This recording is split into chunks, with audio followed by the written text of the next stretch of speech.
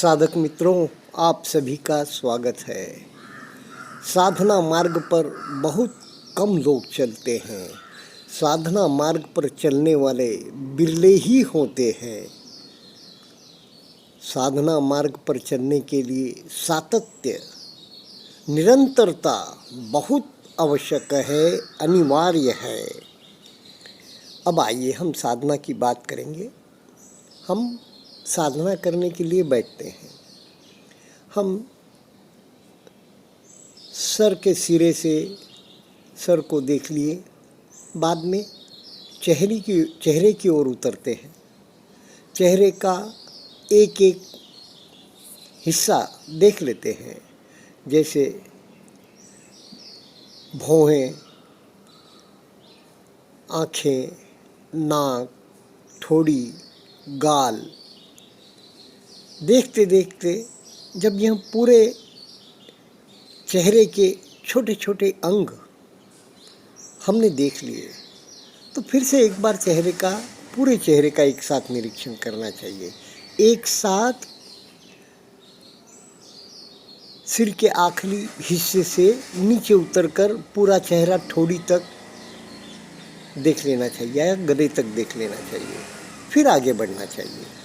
वैसे ही हाथ अगर देख रहे हैं हम, तो भुजा का ऊपर का हिस्सा देख लिया, कंधे से लगा हुआ, फिर कोहनी से लगा हुआ भुजा का हिस्सा देख लिया, फिर लोअर आर्म जैसे गुरुदेव कहते हैं वह हिस्सा, उसके भी 2-3 हिस्से कर सकते हैं।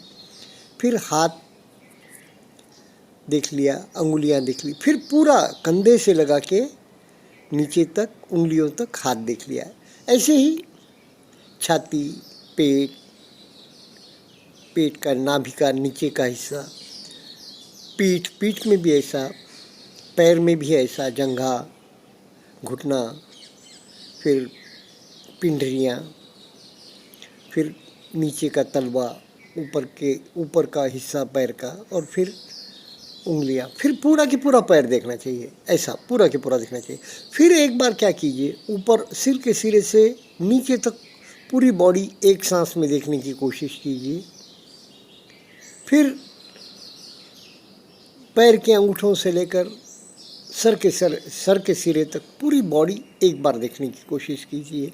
एक ही सांस में सांस लेते हुए पैर के अंगूठों से सर के सिरे तक थोड़ी लंबी सांस चलेगी, और सिर के सिरे से सांस छोड़ते हुए पैर के अंगूठों तक, फिर छोटा छोटा एक एक हिस्से में देखिए। अब कुछ गहरी बातें कभी तो आपको भी अनुभव होगी, या अभी भी हो गई होगी, या हो भी गई होगी भूतकाल में, तो उसके विषय में क्या कहूँगा। अब बैठे हैं, अब जब चेहरे पर आ गए ना, चेहरे का एक एक हिस्सा देखते रहे और सारे चेहरे का एक साथ निरीक्षण कर रहे हैं, तब ऐसे लगेगा जैसे गालों पर, जैसे स्पंज में पानी भरा होता है ना, उस प्रकार थोड़ा हेवीनेस आ गया है गालों पर। तो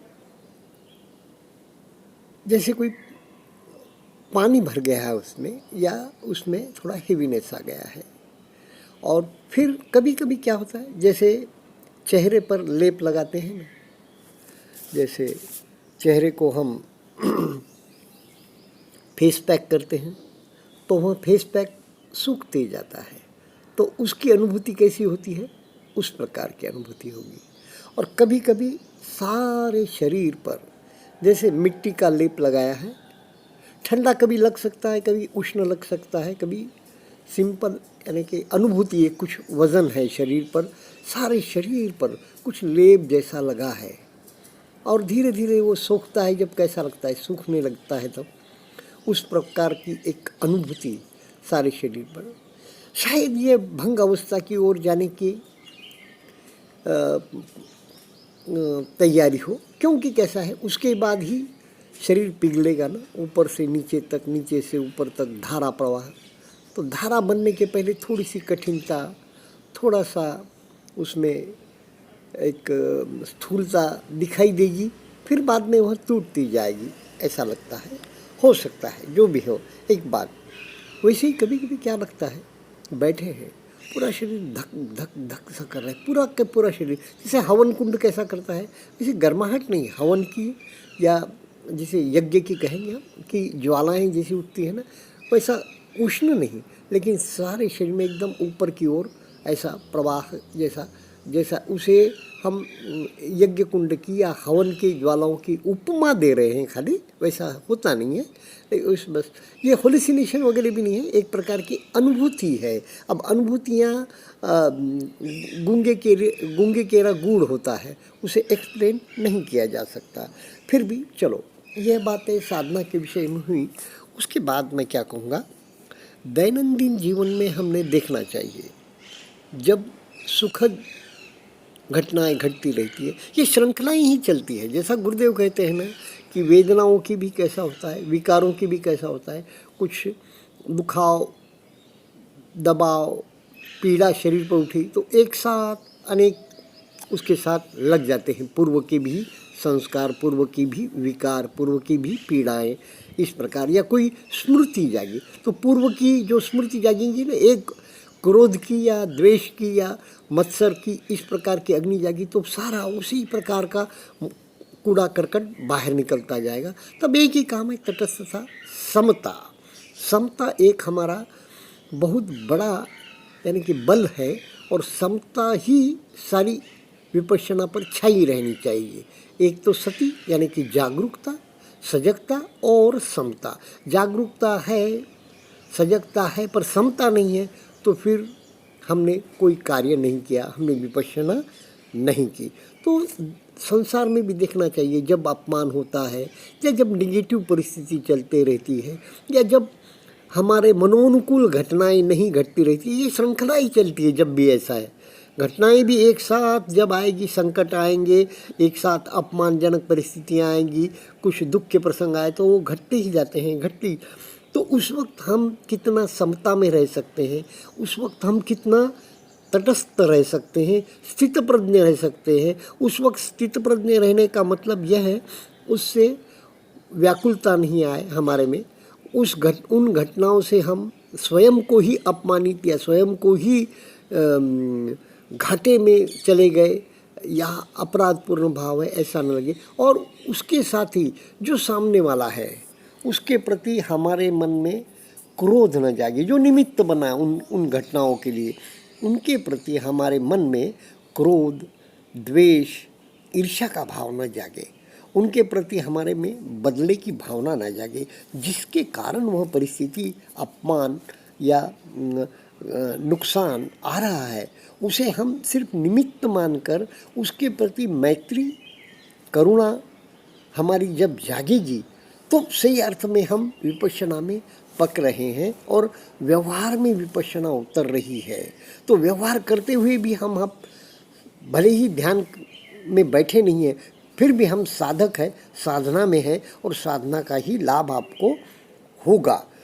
तो इस प्रकार व्यवहार में भी देखना चाहिए, जब जब दुखद परिस्थिति आए, सुखद भी आए, जब भी हम अगर हर्षोल्लास से नहीं नाच रहे हैं, हम उसमें बह रहे नहीं हैं और हम बिल्कुल उस सुखद परिस्थिति का उपयोग साधना के लिए करने के लिए या औरों को साधना करने में बढ़ावा देने के लिए कर रहे हैं, तो फिर बहुत हम आगे बढ़ रहे हैं साधना में, दैनिक जीवन में साधना उतर रही है।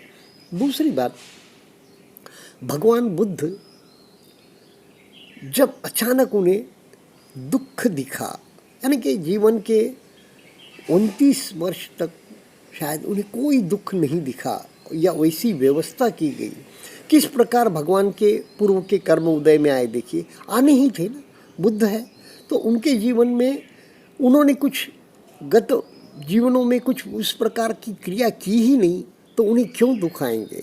तो कैसी परिस्थिति उत्पन्न हुई कि उन्हें सब राजपाट, यानी कि और पिता को भी अलार्म पहले ही प्रकृति ने दे दिया कि नहीं, यह तो चक्रवर्ती सम्राट बनेगा या बुद्ध बनेगा, भगवान बनेगा। तो उन्होंने भी पूरी आजू बाजू के परिवेश के लोगों ने भी इतनी सतर्कता रखी कि भगवान तक दुख न पहुँचे, यानी कि कैसी पारमी उदय में आई कि भगवान तक कोई दुख 29वें वर्ष तक गया नहीं। फिर माता यशोधरा से विवाह, फिर पुत्र राहुल का जन्म, यहाँ तक कोई दुख नहीं। और अचानक उन्हें एक रोगी रुग्ण शैया पर लेटा हुआ, कोई बूढ़ा व्यक्ति कमर झुका हुआ, और अर्थी शव यात्रा दिखती है, और कैसा झटका लगता है, और दुख का एक कैसा बोध कि वे सब कुछ छोड़कर इस दुख निर्मूलन के लिए, अपना ही नहीं मानव जाति के दुख निर्मूलन के लिए कैसे झटके से वे निकल जाते हैं रात में ही। तो यह एक कैसी अद्भुत घटना है ना। हम रोज दुख देखते हैं, हम बचपन से रोज, कोई रोगी परिवार में भी है, बाहर भी है, कितना दुख हमें दिखता है। कोई भूखा है, कोई प्यासा है, किसी को घर नहीं है, और कोई बूढ़ा, कैसे कैसा बूढ़े देखते हैं, किसकी कमर झुकी हुई, किसके और कोई अंग गलित हो गए, किसमें दंत विहीनम जातम तुंडम, कैसा कैसा देखते हैं हम। लेकिन फिर भी हमारे में इतने प्रकार के दुख बचपन से देखते हुए हम आगे बढ़ रहे हैं, लेकिन हमारे में वैसा वैराग्य, हमारे में वैसी एक आग नहीं जागती, हमारे में वैसी एक प्यास नहीं जागती कि हम इन दुखों के बाहर, स्वयं के दुखों के बाहर तो कम से कम आए, फिर दूसरों के दुखों के बाहर आने के लिए मदद करेंगे। लेकिन स्वयं तो बाहर है, लेकिन नहीं जागती। क्या कारण है? रूटीन, हमने सब रूटीन में ले लिया। बस चलो ठीक है, ये तो होता ही है, इसमें क्या है, इसमें नया क्या है। प्राणी जन्म लेगा तो दुख होगा ही, जन्म के बाद रोगी भी होगा, जरावस्था भी आएगी और मृत्यु हो जाएगी, बस खत्म। तो और सब कुछ छोड़कर चले जाएगा। तो हमने दुख का साक्षात्कार नहीं, दुख को एक अंग, अभिन्न अंग मान लिया जीवन का। दुख भोग रहे हैं और फिर नया दुख बना रहे हैं, दुख भोग रहे हैं, नया दुख बना रहे हैं। इस प्रकार हमने जीवन को एक रूटीन में ले लिया। भगवान बुद्ध ने जीवन को आश्चर्य से देखा और उस दुख को समझा, तीनों अंगों से, चारों प्रकार से दुख को समझा। जैसे न्यूटन साइंटिस्ट क्यों बनता है? क्योंकि उसने रूटीन में नहीं लिए चीज़ें। तो वो देखता है कि एक ऊपर से, पेड़ के ऊपर से फल नीचे गिर रहा है, सफरचंद कहते हैं, एप्पल ऊपर से नीचे गिरा, और इसने सोचा ये नीचे ही क्यों गिरा, क्योंकि रूटीन में नहीं लिया उसने। अगर हम सभी घटनाएं देखते हैं जगत की, हम रूटीनली, हाँ ऐसा होता है, ऐसा लेते, ऐसा ही अगर न्यूटन लेते तो वो शायद साइंटिस्ट कभी नहीं बन सकते थे। इस प्रकार जीवन की, तो इस प्रकार हमने वेदनाओं के विषय में भी जाने, समता में रहे और आगे बढ़े। तो यह एक मैं उदाहरण के लिए आपको कह रहा था। अब जब हम ध्यान के लिए बैठते हैं ना, तो देखते हैं जैसे जैसे हम एक एक अंग को देखते जाते हैं, तो ऐसा लगता है ना कि हर सेल में, हर छोटे से छोटे अंग में कोई न कोई स्मृति के कारण वो अंग बना है, और कोई न कोई स्मृति उससे बिल्कुल रिलीज होती है। बिल्कुल जैसे स्मृति को खुलने का मौका मिल गया है, धागे का बंडल खुलता है ना, वैसा स्मृति खुलते ही जाती है, और वहीं उसी अंग को और ठीक से उसी अंग में भीतर तक जा सकने की क्षमता है, तो और गहराई में स्मृतियों का जाल खुलते जाता है। तो लगता है कि सारा शरीर स्मृतियों का बंडल ही बंडल है, बस जहाँ जाए वहाँ। और यह स्मृतियाँ जब समता से हम देखते हैं, समतापूर्वक तटस्थ होकर, स्थितप्रज्ञ होकर जब हम इन स्मृतियों को देखेंगे, तब हम इन स्मृतियों के बाहर आएंगे और इन स्मृतियों के जंजाल में नहीं उलझेंगे। वरना हम इन स्मृतियों के जंजाल में उलझते हुए नए नए भव का निर्माण करते जाएंगे। हमने सोच समझकर तो अपनी बैग, अपना बोरा बिस्तर या हमारा जो थैला है वह तो नहीं भरा, कर्मों का जो थैला है हमने भरा है वह सोच समझकर नहीं भरा। तो सोच समझकर नहीं भरा और बेहोशी में भरा है, तो कुछ भी निकल सकता है, कभी कोई भी चीज़ ऊपर आ सकती है। पर अब हम साधक हो गए हैं, हम हमारे स्मृतियों का झोला, जो भी संस्कारों का, एक तो संस्कारों का झोला भरेंगे ही नहीं। तटस्थ रहेंगे, समता में रहेंगे तो संस्कारों का झोला भरेगा नहीं। और जैसे हवा में लकीर, पानी पर लकीर या वालू पर लकीर रहेगी, शाम को ध्यान में बैठे फिर वह समाप्त हो जाएगी। इस प्रकार साधक ने साधना करते हुए भी समतावान बने